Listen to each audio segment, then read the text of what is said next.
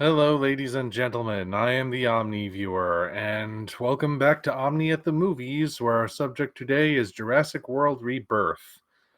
You know, I have a little bit of a preamble before I get into the main review because in the days leading up to this movie's release, I remembered a term that I saw floating around sometime in the early to mid 2000s, back when online reviewing was more text based as opposed to video based.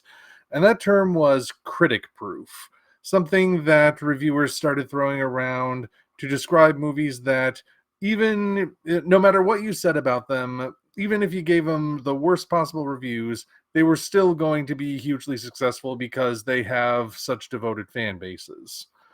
Now, the term didn't really catch on for a number of reasons. Partly, I think, because it kind of assumed that critics have more power than they actually do. So people saw right through that and were just like, yeah, right. As if by that logic, all movies are critic proof if you think about it. But I do think there was a kernel of truth somewhere in the sentiment behind the term, which is to say, some franchises are just too big to fail, right? Or at least that's how it used to be. There are your franchises out there that just have such huge fan bases, and those fan bases are also so devoted that anything you put out that features that's connected to that franchise, it's going to get so much support that it's pretty much guaranteed to succeed. Or even if it fails, its failure is still more successful than other failures you might measure it against. That would have been stuff like Star Wars, Transformers, Batman, Harry Potter, so on and so on. Now, granted, that idea has been tested over these last few years. It seems like all of the franchises that were too big to fail gradually have. Although you can kind of see where it was coming from. Admittedly, some of those failures were deserved, some of them weren't. But the Jurassic franchise in particular is one of the last men standing in that regard. So far, the movies always seem to defy the odds. Even the third movie, which is largely considered a low point by most people, still has quite a devoted cult following, as many of you have made clear to me over the last few years. And even the recent Jurassic World movies, they've managed to at least rival the MCU, and the MCU was the top dog. They never quite got to the same level, even though Jurassic World did originally beat out Age of Ultron for opening weekend, but they've still been the major contenders. And I bring that up because July is going to see the release of three major franchise movies in a row: Jurassic World Rebirth, James Gunn's Superman, and Fantastic Four First Steps. And there's been speculation about which one of those will succeed, or if any of them are going to succeed. Maybe all three of them will fail. I have always felt that of those three, Jurassic World Rebirth is probably in the best position to succeed because it's the first one out of the gate, for one thing. It's opening on a very long holiday weekend, smack dab in the middle of summer, which is like ideal movie going time. And yes, people do still go to theaters. I can attest that my theater was actually pretty darn full when I saw Rebirth. And as far as the competition it's up against, first of all, Fantastic Four First Steps, no one actually thinks that's going to go anywhere, right? I mean, we've had three Fantastic Four movies that have been very poorly received, a fourth one that people might actually kind of like, but it's never been officially released. And the MCU in general has been really underperforming overall recently. They can't draw in the numbers they used to. And as for James Gunn's Superman, flip a coin at this point. Look over there. You're going to see the Snyder Bros declaring that it's going to be a train wreck, and people who swear they are not Snyder Bros and in fact hate Snyder Bros agreeing with all of their talking points. Look over here. You're going to see the Gunn fandom loudly beating their chests and proclaiming, "In Gunn we trust." I don't know what's going to happen. I have my concerns. I have my hopes. Superman can go either way, but Jurassic World Rebirth right now is in a good position to, at the very least, break even, if not actually be the most successful movie of the season. I don't know if that's going to happen. I just know that when I went to see it on Wednesday, the theater was more packed than I usually see it when I go on an opening night or a preview night. So make of that what you will. In a way, I guess that does mean that you could circle back around and say Jurassic is critic proof, or it is just too big to fail, if such a thing is even possible. Like I said, other franchises have been failing. Jurassic seems to be making it through so far. So will Rebirth finally be the one that knocks it down? Well, as you can imagine, I certainly have my own thoughts on the matter, and I'm sorry to have kept you waiting, but the review can officially begin now. After this break, of course. To start things off, I'm going to do my best not to keep drawing comparisons to the original Jurassic Park as much as I can. It's going to be unavoidable at certain points, but we already know Jurassic World Rebirth is not the first Jurassic Park. No movie can possibly be the first Jurassic Park. Everybody already knows Jurassic Park was lightning in a bottle. We don't need to be reminded of that. We don't need to constantly be taking every new entry and comparing it to the first one, because we get it at this point. Again, there are certain things where I'll have to bring up the original for comparison, but for the most part, I'm going to do my best to judge this movie entirely on its own merits. So, where to begin? Let's start with the human side of things. As far as the human cast goes, I find that there's this weird little paradox at play with them. You could make a very strong argument that the human characters are very well written and even very well performed, because let's face it, this is a pretty good cast you got lined up. Everybody here can act and they're performing their hearts out. But with that being said, for some reason it's not clicking. I just there's a lot of time spent in the first quarter of the movie just establishing our human characters. It might in fact be the most time we've ever spent focused exclusively on the humans before we get to anything having to do with dinosaurs in any of these Jurassic movies. So a lot of time is spent with them.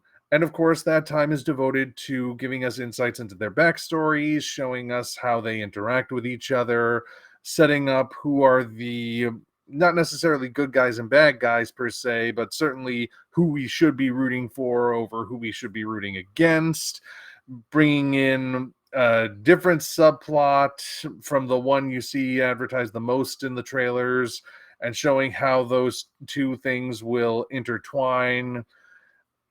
And yet, it still kind of feels like time not well spent, because by the time we actually get to the island and the dinosaurs start picking people off, I didn't really find myself caring all that much.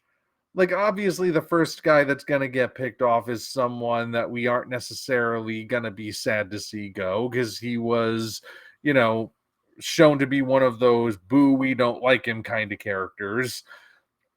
But even beyond that, it just didn't feel like there was any reason for me to care. And this is where I have to bring in a comparison to the original movie and even all the previous movies, because I think what's missing is the charm. The original cast of the first Jurassic Park, of course, is one of those nearly perfect casts. Everybody brought their A game and they had such great chemistry, and it was a very charming cast to watch. You want to see how they interact. You want to see more of them. You don't necessarily want to skip over them. Even when you're a kid who's mostly watching for just the dinosaurs, you want to watch the whole movie because you like the human people in it. Go figure. And even as we move beyond that, The Lost World retained Ian Malcolm, and he was a fan favorite. So naturally, people were really people could at least be drawn to that part. People wanted to see Sam Neill come back as Alan Grant for the third movie, so it at least has that going for it. And I'll say it, even the Jurassic World movies, for as divisive as they can be, the cast, the human casts in them, still had more charm. I mean, Chris Pratt's very hard to hate, at least depending on who you ask. I know there have been multiple attempts by political whack jobs to cancel him for the dumbest reasons, because he didn't get involved in politics, for example. But I think he's a good performer. I think he deserves to have a career. And he's fun to watch in these movies. He has good chemistry with the other performers. The third movie, Dominion, I at first thought that movie was okay. I've since grown to just not like it as much. I would even go to say it's my least favorite of the Jurassic movies, even compared to the third one. But I'll give it this. They still knew how to treat both the world cast and the park cast. And when we bring them together, I mean, first of all, that's more than Disney Star Wars ever did with its characters. They kind of wasted the returning cast in those ones, never bringing them together even once. And there were even the scene where they are together had some nice little meta moments in it that I thought, it works in context. This cast, though, they don't really have that same level of charm or that same level of chemistry. It's not for lack of trying. Like I said, they're all giving good performances here, but something's just missing. They don't click with each other, and as a result, they don't click with the audience. And even like the ways in which they handle their backstories, like the mercenary characters have tragic backstories, which is what motivates them to go to this island, take this job. And yet the way they talk about it, like you could argue that some of the ways in which they get just sort of flip with each other to try and write it off is sort of a deflection that's masking the deep pain they feel. I mean, that would be the theory anyway, but I don't think that actually happens in execution. So I don't really care about the fact that these guys lost people and that they have their tragic backstories and everything. Then, of course, you have this one family that just kind of gets roped into this by chance.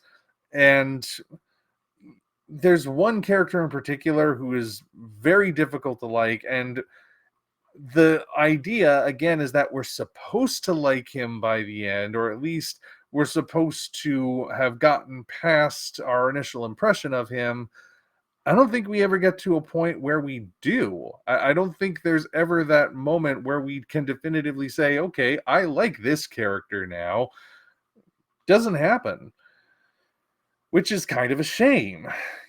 We're with the humans the most, of course, and the fact that we can't connect to them is rather unfortunate.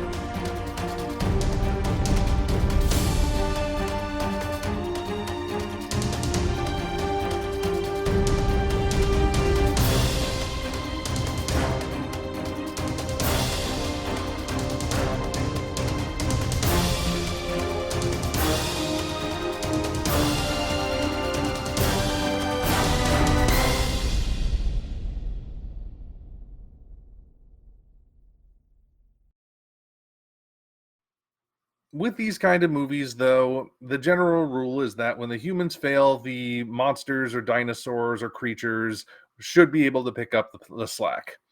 In this case, we have dinosaurs. Are they worth seeing on the big screen? They're definitely the strongest part of it. You can certainly tell that Gareth Edwards put a lot of effort into making sure the dinosaurs were framed to be as big and majestic and impressive as possible.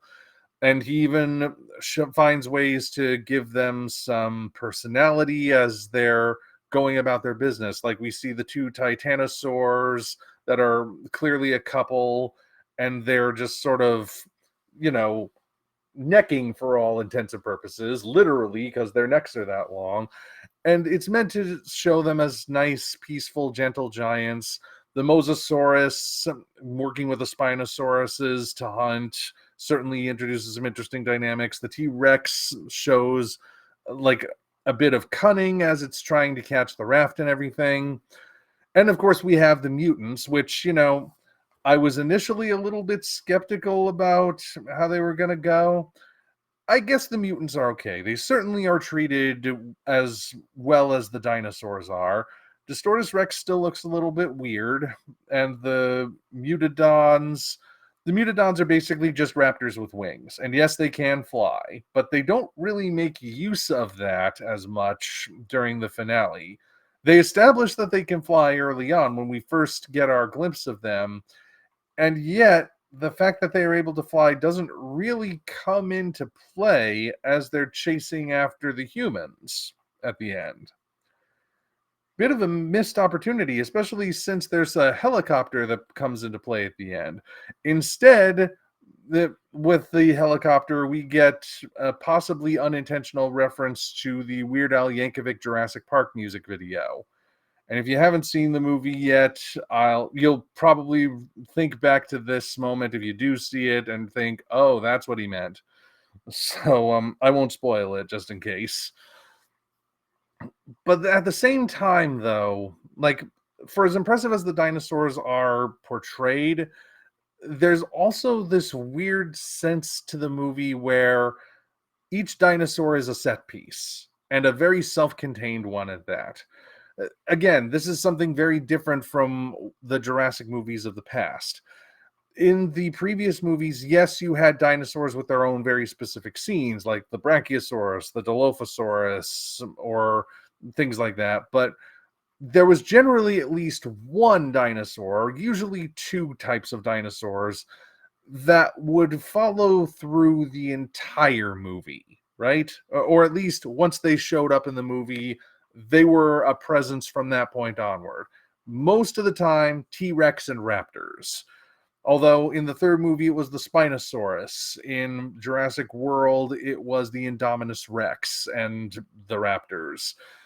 So that was the case in every other movie, pretty much. In Rebirth, once a dinosaur has its scene, it's gone. So, we have the Mosasaurs and the Spinosaurs as we're getting to the island because they're out in the water. Once we're away from the water, they're not a thing anymore. Then we have the valley with the Titanosaurs in it. Once we get past the Titanosaurs, they're not a thing anymore. The T-Rex river raft scene, that's the only time the T-Rex shows up. I mean, I guess that's a bit of a spoiler, but it's not much of one because you probably have, if you look at the trailers, you may notice that's the only time. And that's the weird thing. Every dinosaur scene is self-contained, which I might expect from a B movie in the 50s or 60s, but in a Jurassic movie made in 2025, it feels a little bit off. And it's noticeable that that's what the movie is doing. Even the way the plot is set up kind of feels like it's a video game fetch quest where they have to go and collect the things on the different levels and face the different opponents each time. Maybe this would have worked better as a video game. I don't know. But as a movie, I don't know. Like I said, I initially liked Dominion, but I've since fallen out of love with it. This one,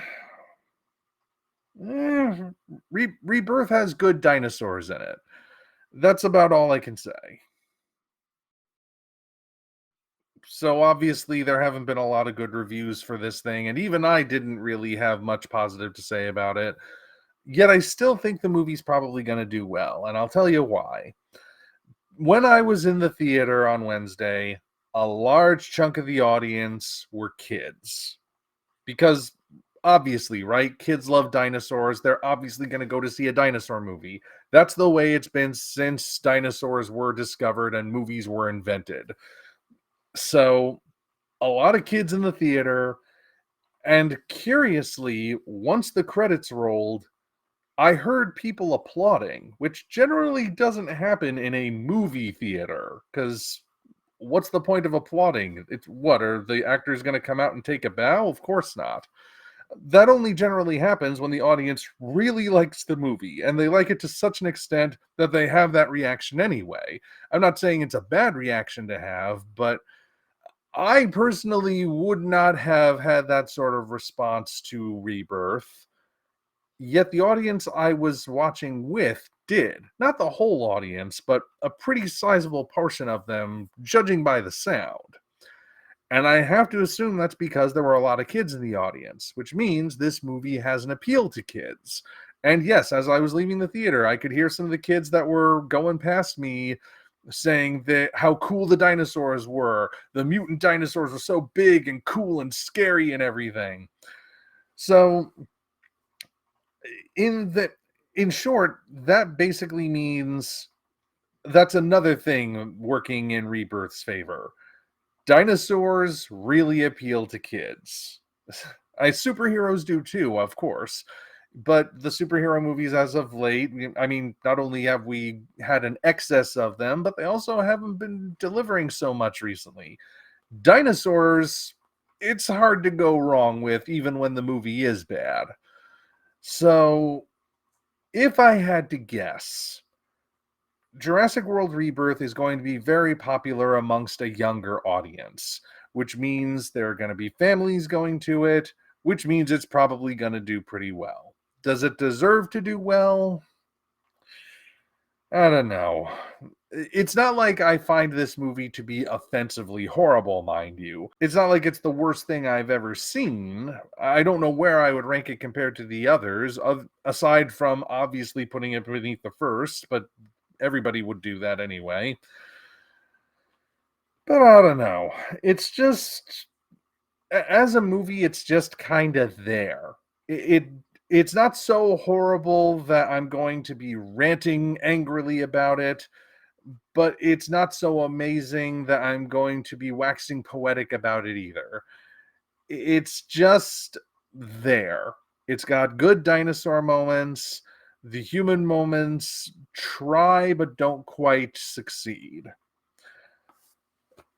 So that's where I stand on it.